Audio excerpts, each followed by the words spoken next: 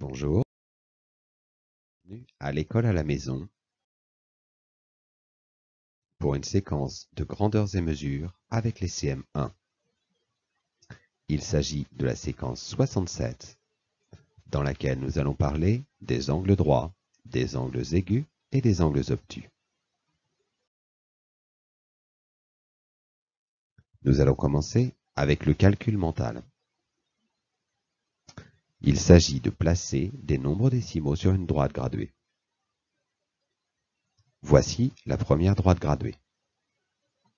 On te demande où se trouve le nombre 77,15.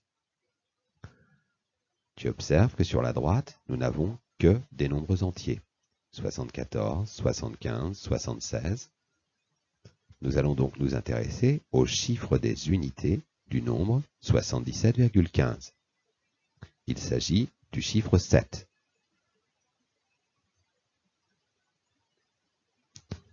Le nombre 77,15 se situe donc entre 77 et 78. Voici une nouvelle droite graduée. Sur cette droite, les nombres se suivent de dixième en dixième. 77, 77,1, 77,2, 77,3.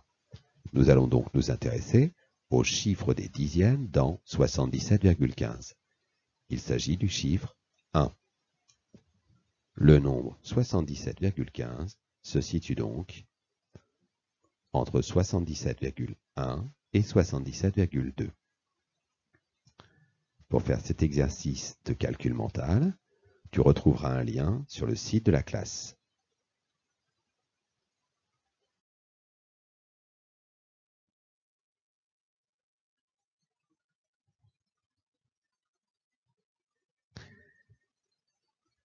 Voici maintenant le problème de recherche.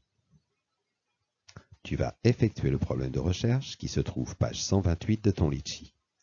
Tu reviendras ensuite à la vidéo pour l'explication et pour la correction. Pour effectuer ce problème de recherche, tu as besoin de ton équerre. Voici les réponses. Victor veut savoir quel est son angle de vision, avec un seul œil ou avec ses deux yeux. Il tend les bras devant lui et les écarte jusqu'au moment où il ne les voit plus. Il commence en fermant l'œil droit.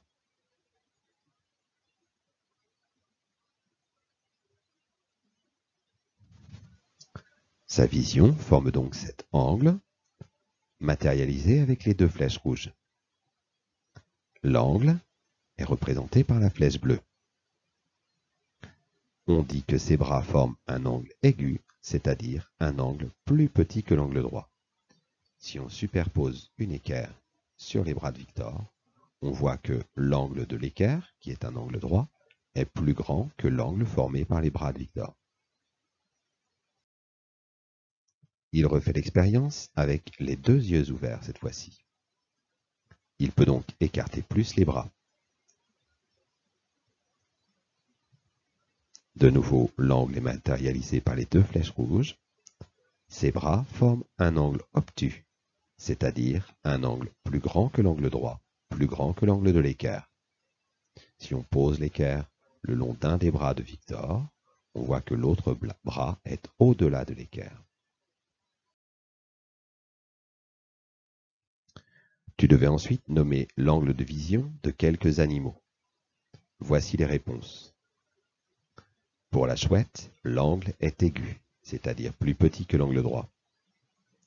Pour la vipère, l'angle est obtus, c'est-à-dire plus grand que l'angle droit.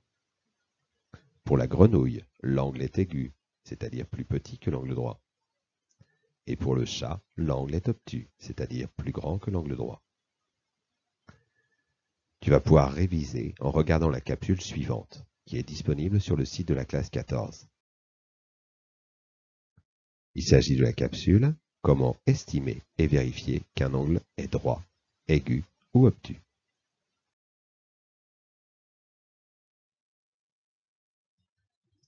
Tu vas ensuite pouvoir t'entraîner. Tu peux t'entraîner avec les exercices de la page 129 du Litchi. Tu dois faire l'itinéraire A et l'itinéraire B. Les exercices sont courts. La correction est fournie sur le site de la classe 14.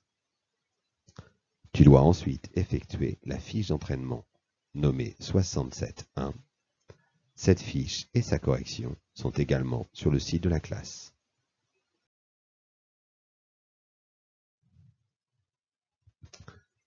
Bon travail.